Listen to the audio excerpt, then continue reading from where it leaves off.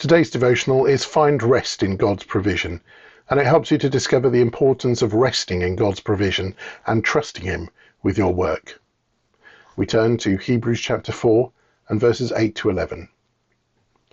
Now, if Joshua had succeeded in giving them this rest, God would not have spoken about another day of rest still to come. So there is a special rest still waiting for the people of God. For all who have entered into God's rest have rested from their labours, just as God did after creating the world. So let us do our best to enter that rest. But if we disobey God, as the people of Israel did, we will fall. In our fast-paced world, rest is often viewed as a luxury, something we get to only do after all our tasks and responsibilities are complete. But God's view of rest is quite different.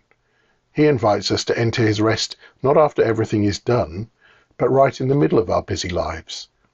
In Hebrews chapter 4, we're reminded that just as God rested after his work of creation, we too are called to rest in him, trusting his provision. Entering God's rest is more than just taking a day off from work.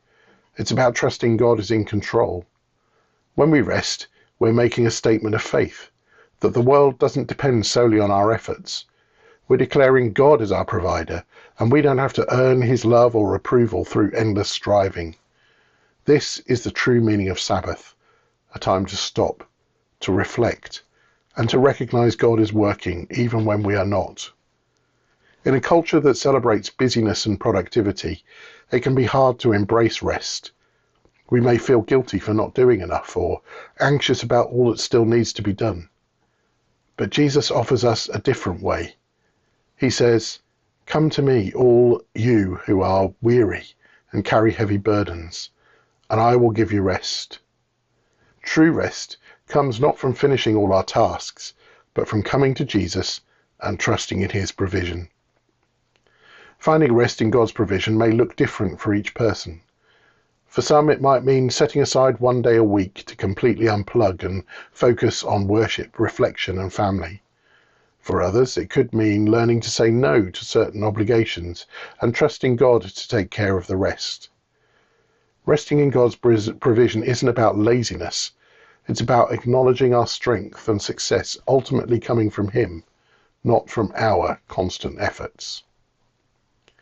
Lord, teach me how to find rest in you. Help me to trust in your provision and to stop striving in my own strength.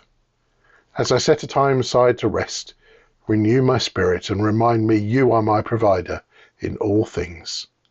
Amen. And this week's final reflection question is, how can you intentionally make time to rest and trust in God's provision this week? I hope to see you again soon for some more Battle Drill Daily Devotionals, but in the meantime, may God richly bless you.